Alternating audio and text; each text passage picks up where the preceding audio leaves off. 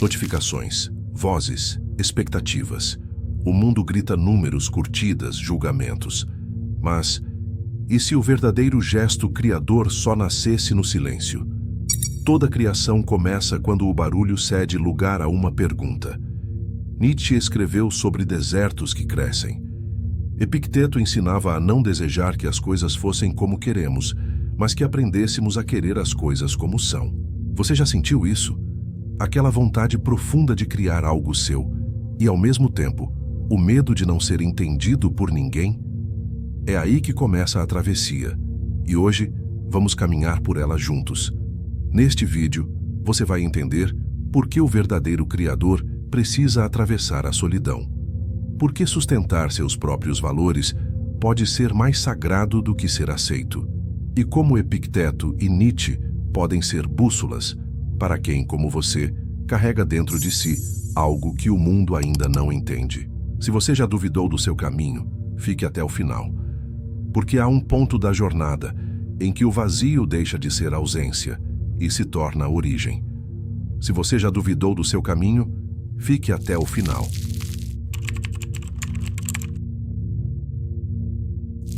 Nietzsche e Epicteto. 2 nomes, 2 séculos, 2 mundos.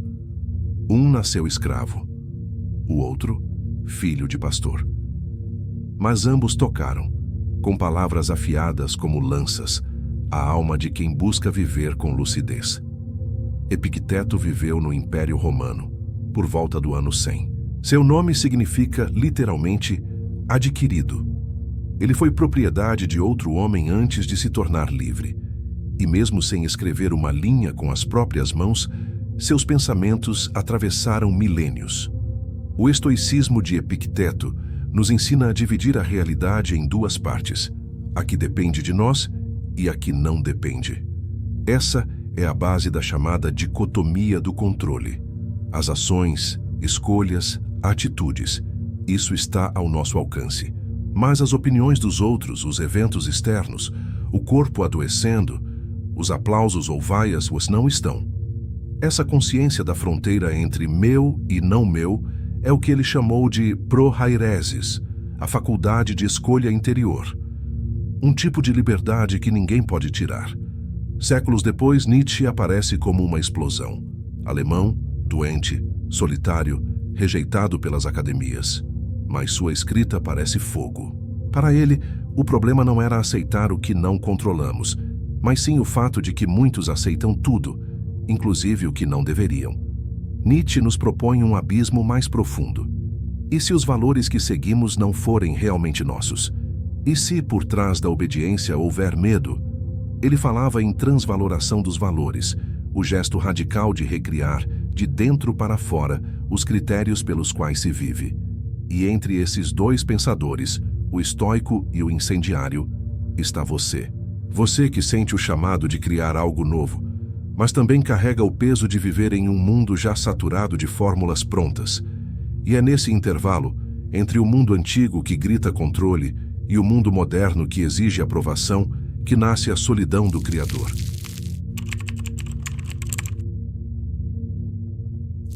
Existe um momento quase sempre silencioso em que algo dentro de nós começa a mudar.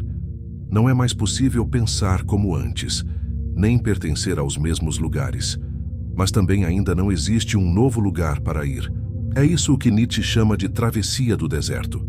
Um vazio que não é vazio, mas sim a retirada do que era falso, do que era herdado, do que já não serve. Ele descreve essa jornada em uma imagem poderosa, no livro Assim Falou Zaratustra, As 3 Metamorfoses do Espírito. Primeiro, o espírito é camelo, forte, obediente, que carrega os fardos que o mundo impõe.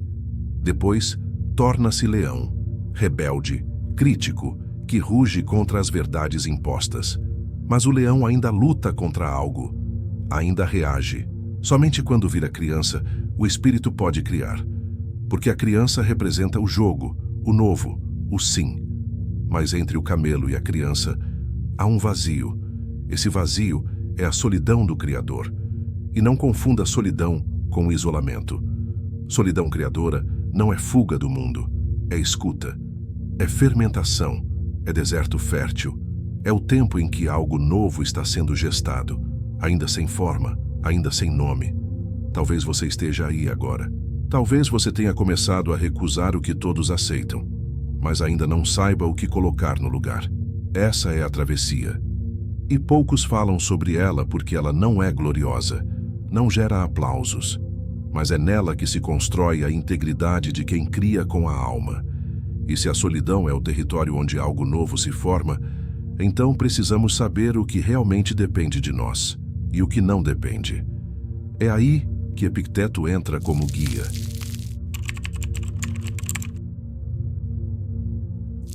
Imagine que você está sendo criticada. Dizem que o seu trabalho não faz sentido, que está errado e que ninguém vai entender. A ansiedade sobe, o peito aperta, mas e se nada disso estivesse no seu controle? Epicteto, no seu pequeno manual, o Encheiridion, nos lembra: não são as coisas que nos perturbam, mas os juízos que fazemos sobre elas. É aqui que entra a dicotomia do controle. Dividir a realidade entre o que depende de mim e o que não depende. Depende de mim. Meus pensamentos, minhas intenções, meu esforço, minha resposta interior. Não depende de mim. O tempo, a opinião alheia, o algoritmo, o julgamento do mundo. Simples? Nem sempre. Mas essa clareza pode nos devolver o chão quando tudo parece desabar. Epicteto acreditava que o que nos torna verdadeiramente livres não é o que fazemos por fora, mas o modo como escolhemos responder por dentro. Ele chamou isso de prohairesis, a faculdade de escolha interior, um termo grego que carrega a ideia de discernimento ativo, de não ser jogado pelas ondas do que acontece, mas de pilotar, ainda que com um remo só, a embarcação da própria alma.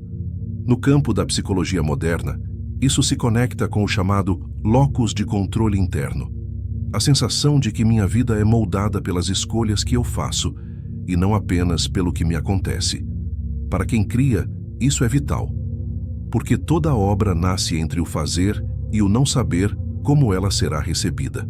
É fácil esquecer isso quando tudo ao redor exige aprovação imediata. Mas voltar à pergunta: isso está sob o meu controle? Pode ser o antídoto para o colapso emocional e o início da liberdade criadora. Mas, e quando o que está sob o nosso controle é justamente ir contra a multidão? Aí entra Nietzsche, com a coragem de afirmar o próprio caminho.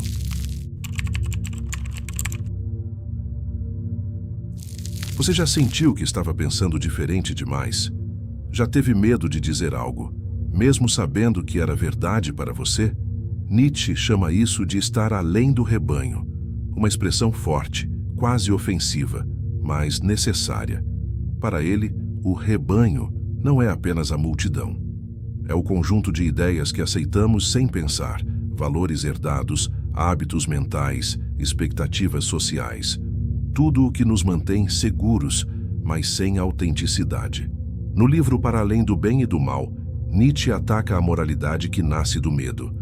Aquela que diz: isso é certo porque todos dizem que é. Ele pergunta: e se o bem e o mal não forem absolutos, mas invenções humanas? O Criador, para Nietzsche, é alguém que ousa uma tarefa perigosa: criar valores próprios. Ele chamou esse gesto de transvaloração dos valores. Atravessar. Valoração e critério do que importa.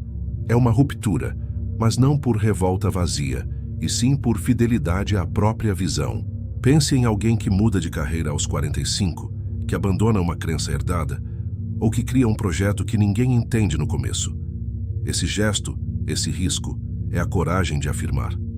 Mas atenção, afirmar não é gritar, não é impor nem convencer. A verdadeira afirmação é silenciosa e firme. É quando você segue, mesmo quando ninguém aplaude. É quando você permanece, mesmo sem garantias. Nietzsche acreditava que a vontade de potência é esse impulso, não de dominar, mas de florescer, de expressar o que em nós quer viver, mesmo que ninguém aprove, mesmo que leve tempo, mesmo que doa. E você? O que em você ainda depende da aprovação da maioria? E o que você faria se já tivesse certeza de que está tudo bem ser incompreendida por um tempo? Mas, às vezes, mesmo criando, mesmo sendo fiel, o veneno sutil se infiltra, a comparação, a mágoa, o desejo de provar algo a alguém. É o ressentimento. E Nietzsche nos convida a reconhecer quando isso acontece, antes que nos sabote por dentro.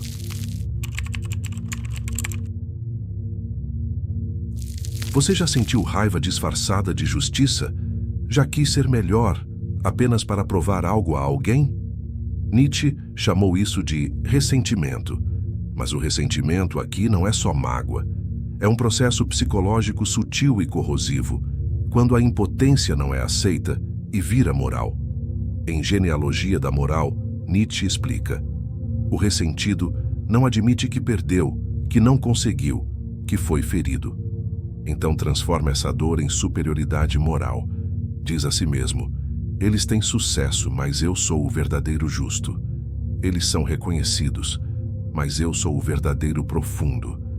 Eles vendem, mas eu sou o verdadeiro artista. E assim, sem perceber, o Criador se envenena. A obra deixa de nascer da visão e começa a reagir ao que foi negado. É como um músico que compõe não por amor à música, mas para calar os críticos. Ou como uma criadora que compara o próprio projeto o tempo todo com os rivais, tentando superá-los e não se superar. Na psiquiatria, o ressentimento se liga à ruminação, o pensamento que gira, mas não resolve. Alimenta a dor e distorce a percepção. Nietzsche não condena a dor, mas nos adverte: criar a partir da ferida é diferente de criar pela ferida. Por isso a pergunta é simples, mas cortante: o que em mim ainda cria por vingança? E se a resposta for incômoda, não se assuste. Nietzsche também nos dá uma chave poderosa, um modo de testar se o que fazemos é verdadeiro, ou apenas reação. É o eterno retorno.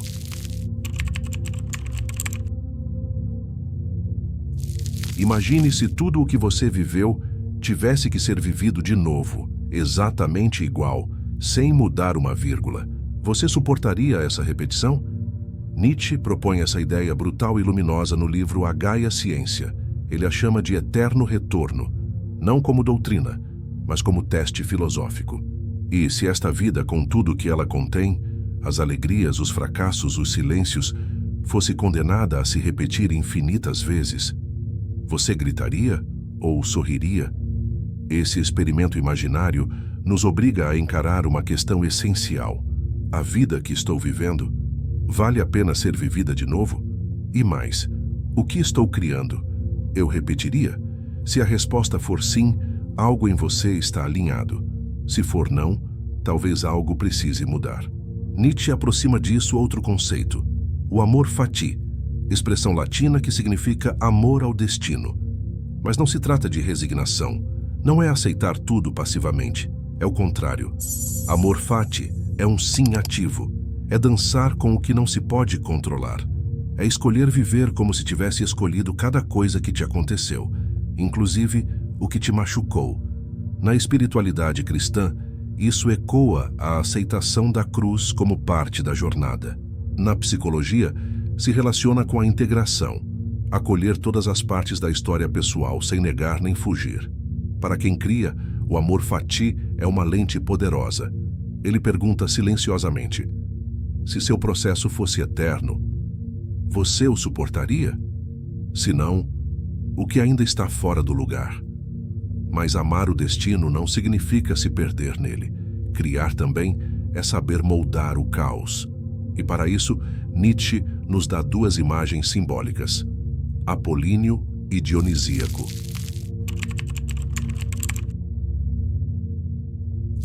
Criar é um ato de tensão entre o que se vê e o que se sente, entre o que pode ser nomeado e o que explode por dentro sem nome algum.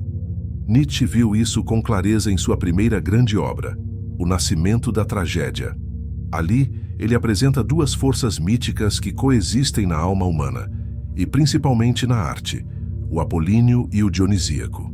Apolíneo, vindo do deus Apolo, representa a forma, o contorno, a luz, a clareza. É o arquiteto, o editor, o poeta que escolhe cada palavra. É o plano, o foco, o detalhe. Dionisíaco vindo de Dionísio é o êxtase, a embriaguez, a desordem vital. É o impulso, a paixão, o rascunho sujo, a noite em claro criando sem pensar. A verdadeira criação, segundo Nietzsche, só nasce quando esses dois dançam juntos. Nem só impulso sem forma, nem só forma sem alma. É isso que ele chama de espírito trágico. Não o sofrimento, mas a potência de criar algo belo a partir do caos, sem negá-lo. Pense numa escritora. Ela tem ideias explosivas à noite, Dionisíaco. Mas pela manhã relê, reestrutura, escolhe, Apolíneo. Pense num artista que pinta com fúria, mas depois volta com calma para ajustar os tons. Na espiritualidade, isso lembra o equilíbrio entre entrega e disciplina. Na psicologia, entre catarse e elaboração. Na vida, entre inspiração e responsabilidade. Nietzsche não pede que você escolha um lado. Pede que reconheça ambos e crie a partir do choque, porque talvez o que falta à sua obra não seja mais esforço, mas mais risco, ou não mais risco, mas mais cuidado. E quando o mundo responde com crítica, quando a criação é recebida com frieza, com distorção, é aí que voltamos a Epicteto e ao mapa estoico para atravessar esse tipo de dor.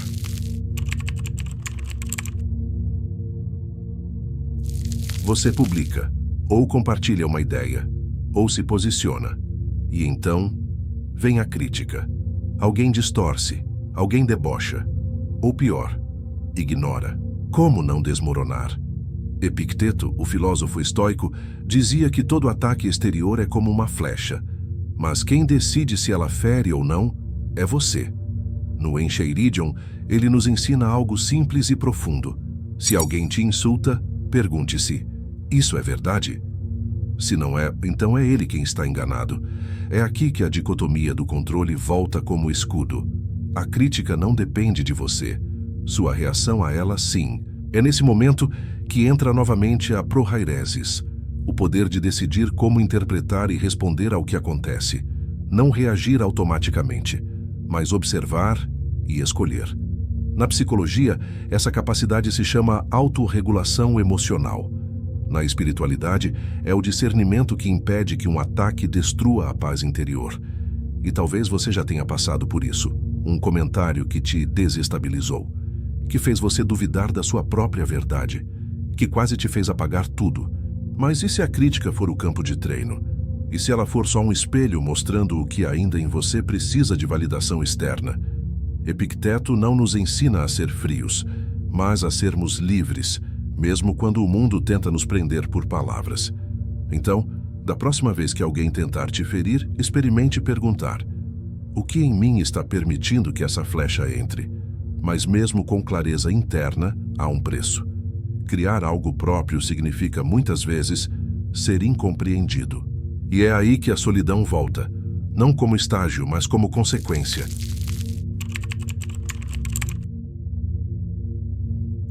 Criar com autenticidade tem um custo, e esse custo quase sempre é a incompreensão. Muitas vezes você dá o seu melhor, e o mundo responde com silêncio, ou pior, com indiferença. Nietzsche sabia disso.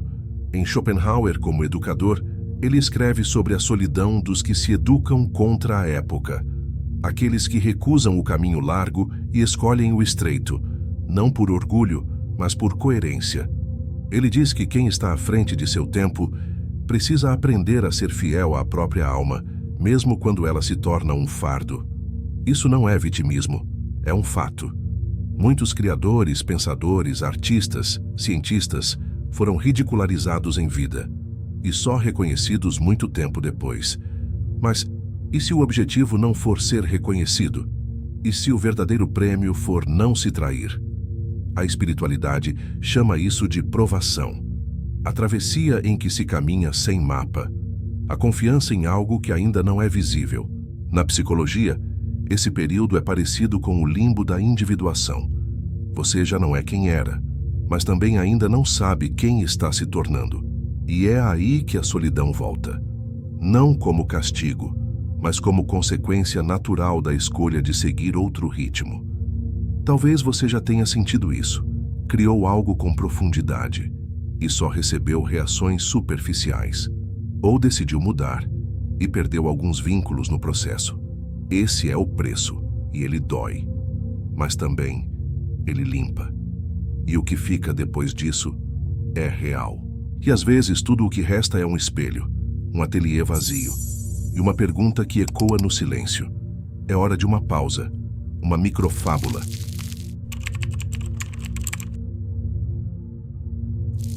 Havia um criador que passava os dias inteiros em seu ateliê. Pintava, rabiscava, escrevia e depois apagava quase tudo. Ao lado da porta havia um espelho, mas não um espelho comum. Era um espelho que não mostrava o rosto, mostrava a intenção. Sempre que ele terminava uma obra, olhava para o espelho. Se via medo, vergonha ou vaidade, destruía o que fez. Se via silêncio, convicção e calma, guardava a peça, mesmo que ninguém a entendesse. Certa noite alguém bateu na porta. Era um homem curioso, dizendo: "Você não mostra suas obras?" O criador respondeu: "Eu as mostro ao espelho. O mundo só vê depois." E o visitante confuso perguntou: "E se o espelho estiver quebrado?" O criador sorriu. "Nesse caso, espero estar inteiro o bastante para perceber. Mas nem sempre estamos inteiros. Às vezes, exigimos demais de nós mesmos. Confundimos rigor com autopunição. E esquecemos que toda a criação exige também compaixão."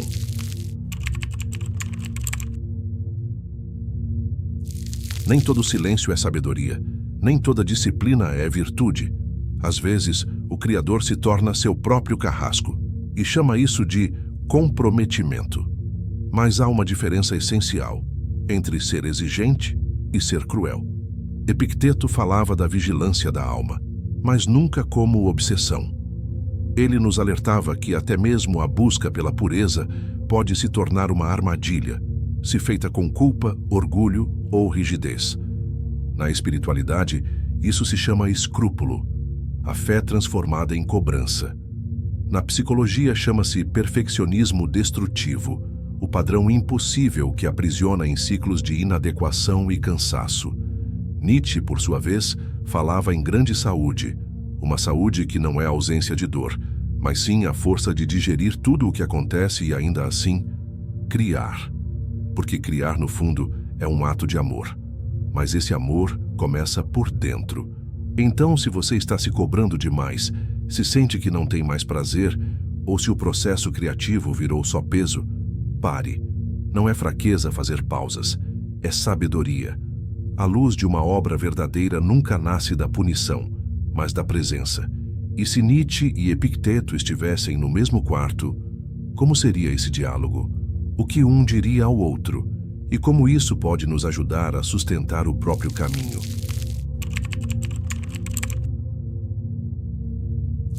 Imagine um quarto silencioso. No centro, uma cadeira. Nela está Epicteto, sereno, atento, simples.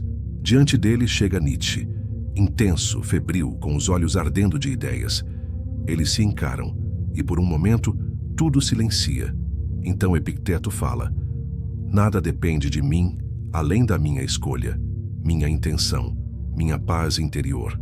O mundo não me pertence, só o meu julgamento." Nietzsche sorri, inclina a cabeça e responde: "Sim, mas...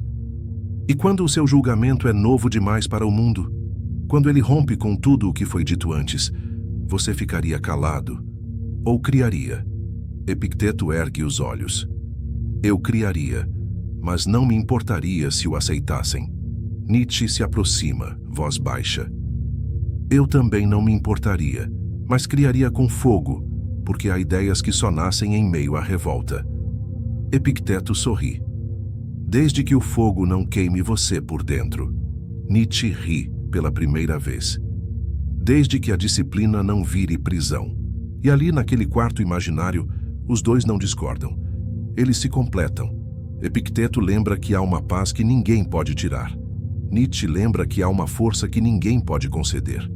Para você que caminha entre os dois, a lição é clara. discernir o que é seu, afirmar o que nasce de você. A liberdade não está só em resistir ao mundo, mas também em criar um novo. E às vezes, a alma precisa do rigor de Epicteto para não se perder, e da ousadia de Nietzsche para não se calar. E quando tudo parecer pesado demais, lembre-se, a última metamorfose é a criança, e o verdadeiro Criador sabe brincar. No final da travessia, Nietzsche nos apresenta a última metamorfose. Depois do camelo, que suporta, depois do leão, que ruge, vem a criança. A criança não resiste nem carrega, ela brinca, mas não por ignorância, e sim por sabedoria. Ela sabe que tudo é fluxo, que tudo é tentativa, e por isso não se apega, e por isso cria com leveza. Talvez esse seja o ponto mais profundo da jornada, ser capaz de afirmar a própria visão com coragem e ainda assim sorrir, sem precisar convencer, sem precisar provar. A criança é o Criador que reencontrou a liberdade. E talvez essa seja sua recompensa por ter ficado até aqui. Lembrar que a criação é, no fim das contas, um jogo sagrado. E se ninguém entender hoje, tudo bem. A sua obra ainda é digna de existir amanhã. Se essa travessia falou com algo em você, compartilhe com quem também anda perdido entre multidões e vazios. Nos vemos no próximo vídeo.